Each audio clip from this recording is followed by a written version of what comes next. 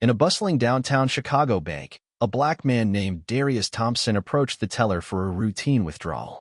The teller barely glanced at him before dismissing his request with a curt and disdainful tone.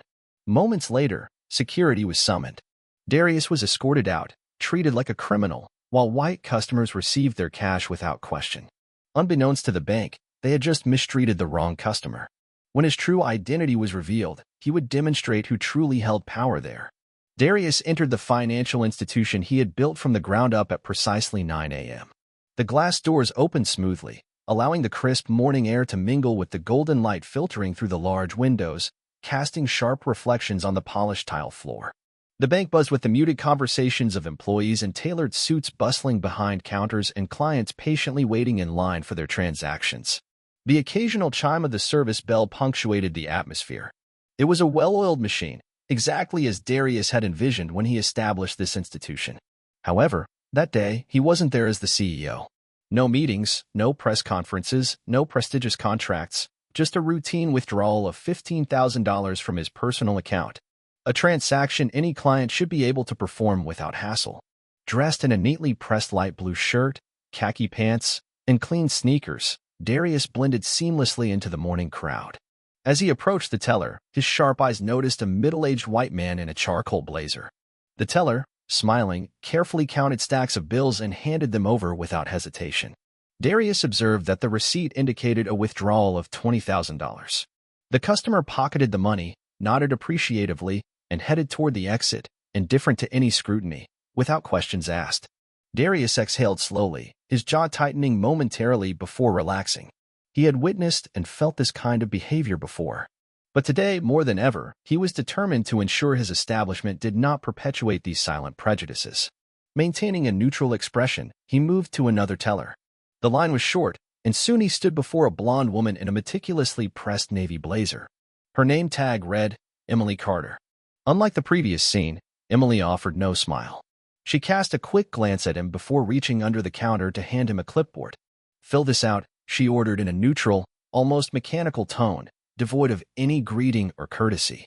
Darius examined her face briefly before lowering his eyes to the form, a standard withdrawal slip. While such procedures were routine, something about Emily's demeanor felt off. Nonetheless, he remained composed.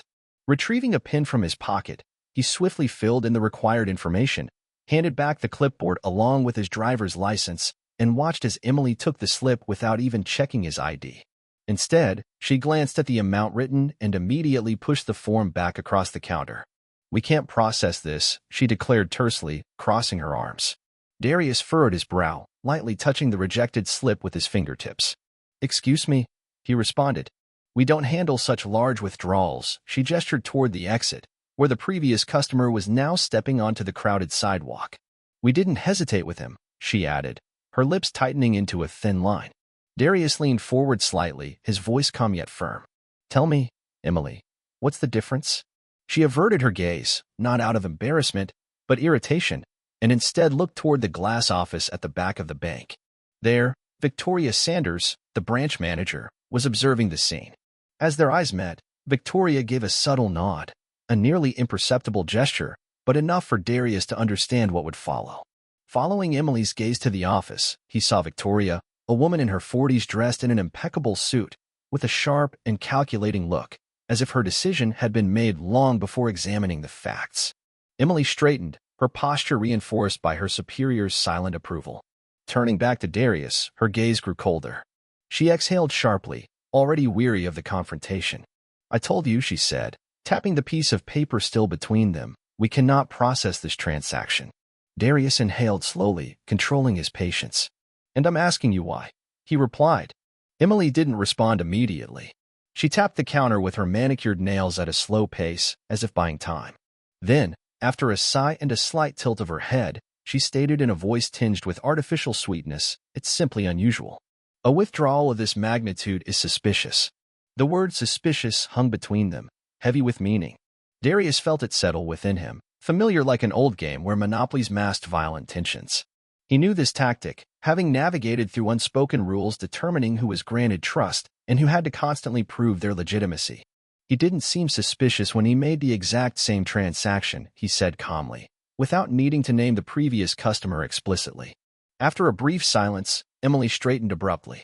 "Sir, I don't make the rules," she replied sharply. "I need to call my manager." Without waiting for a response, she turned on her heels and disappeared into the back office.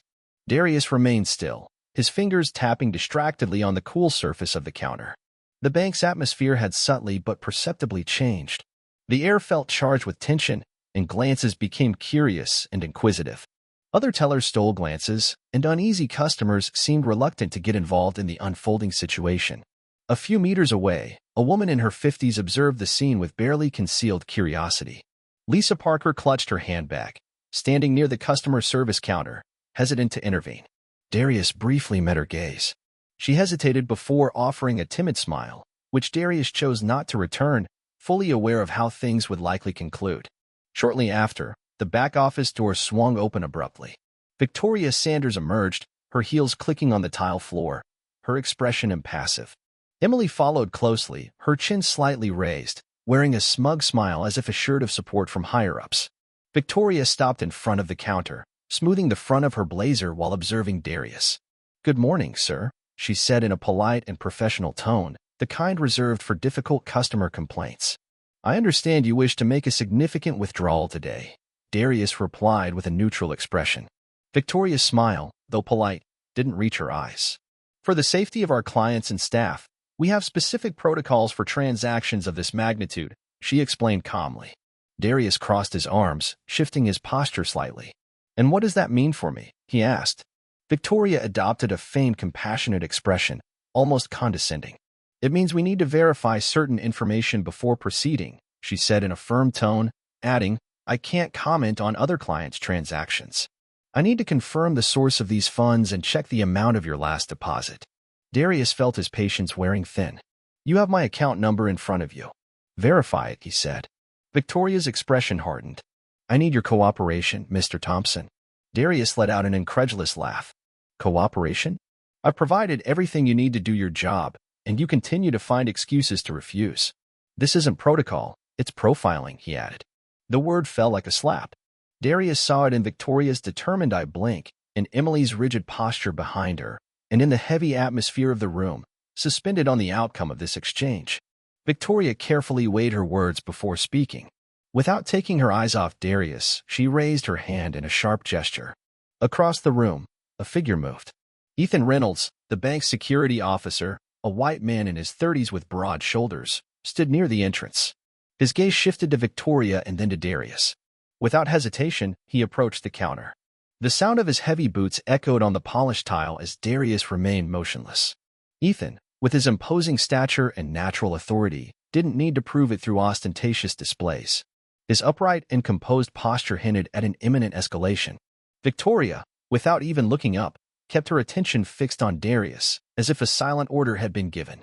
Darius exhaled slowly, controlling his breath while concealing the rising heat within him. He had seen this scene replay too often, a black man treated as a threat in a place that was supposed to belong to him. "I'm going to ask you again," Victoria said in a polite, perfectly professional voice, despite the evident exclusion she was imposing. "Can you verify the source of these funds?" Darius clenched his teeth. "My paycheck," he replied in a neutral tone, "as with every deposit into this account." Victoria tilted her head slightly, glancing at Emily, who stood behind the counter with crossed arms. "And can you tell me the exact amount of your last deposit?" Darius fixed his gaze on her. He felt the weight of other clients' stares as tellers deliberately looked away.